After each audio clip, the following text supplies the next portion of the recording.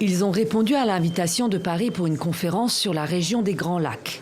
Il y a le ministre togolais des Affaires étrangères, coprésident de la conférence, ses homologues de la RDC et du Rwanda, ainsi que les représentants d'une soixantaine d'autres pays et organisations. Dès l'ouverture de la conférence, le constat est posé par le chef de la diplomatie togolaise. La région des Grands Lacs vit une tragédie.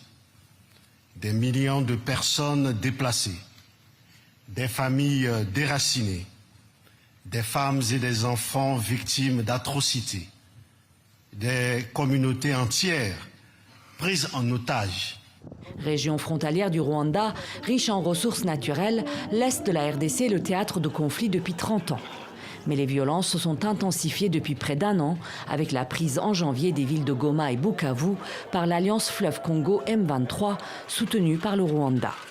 Une déclaration de principe posant le cadre d'un cessez-le-feu permanent a bien été signée entre la RDC et les rebelles le 19 juillet dernier à Doha. Mais sur le terrain, violences et combats se poursuivent. Les deux parties s'accusent de violation de cessez-le-feu.